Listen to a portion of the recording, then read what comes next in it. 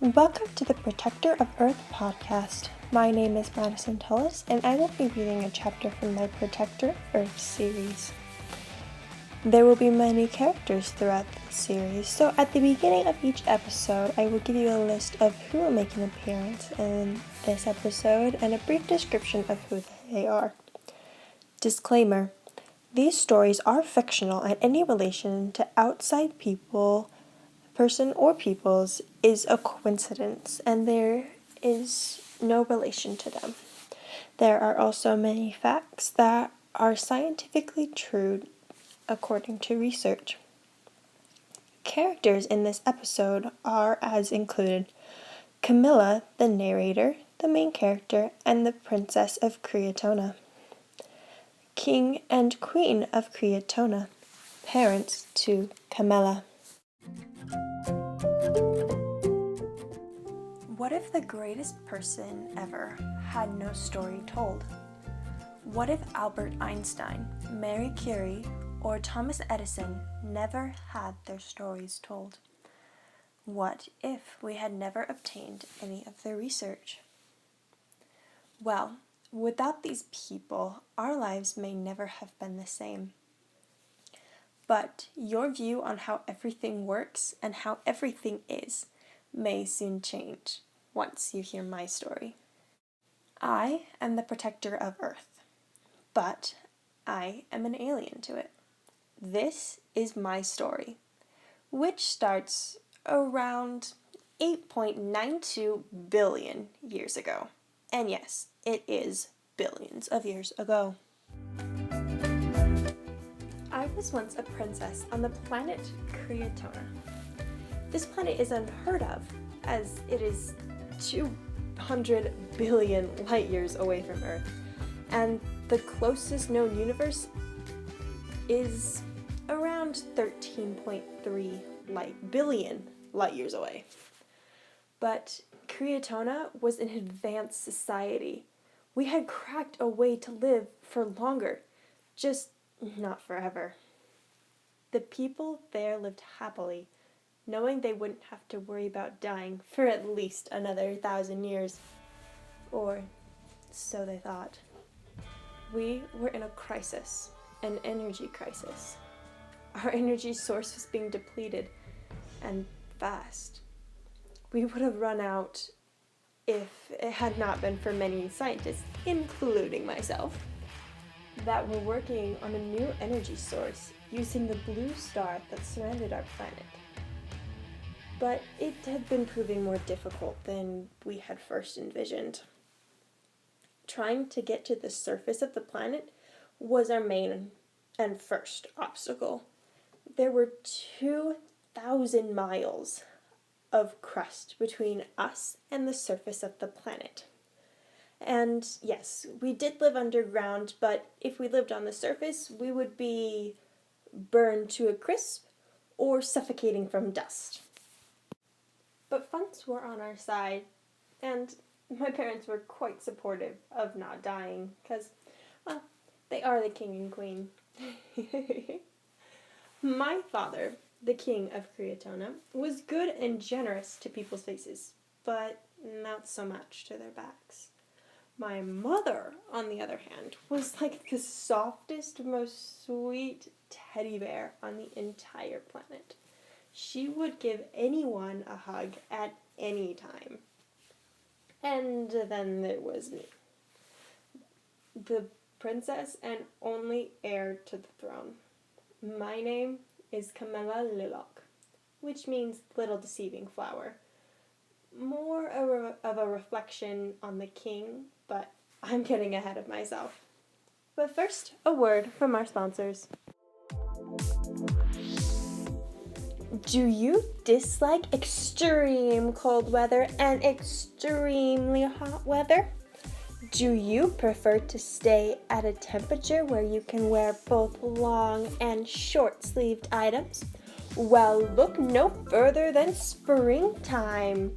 This is the time of the year where you don't have to be hot or cold, but just right. Don't forget to enjoy life, especially in the springtime. Springtime It's not extreme. Now, back to the story. I was working in the basement lab late one afternoon trying to finish the energy source. My assistant was helping me with adjusting the micro laser as needed. We've been working for a while. Do you need a drink, Camilla? No, I'm fine. We'll take a break in a few minutes. I'm so close to finishing this piece. Just then, a red light went off on the computing system. I sigh as I lift my head from the microscopic lens and switch off the laser.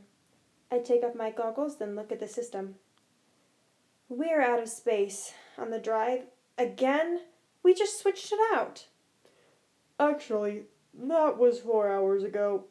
And you don't like to stop recording. I like to be thorough. Will you go grab a new drive then? I will finish this one off and put it with the rest. He nods, then walks to a different section of the lab. I tap the button on the machine and a small rectangular piece of metal pops out. I grab a writer and place a label on the drive. Then it is thrown into a box halfway across the room, just as my assistant returns. Here, this is the last one, so make it count, princess. I roll my eyes and place the drive into the system. Just then, a servant of my father comes in. Princess, your father requests your presence as quickly as possible. She then looks up and down my person. You will want to change your attire first. This is of the utmost importance, unlike you playing with lights. Dismissed. She walks away in a huff and I sigh. I guess I have to go. Will you clean up this space?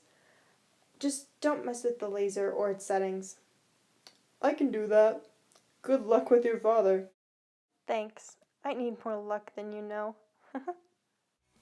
I take off my goggles and gloves and run to my chambers. I have soot all over me. A motherboard backfired and exploded earlier today.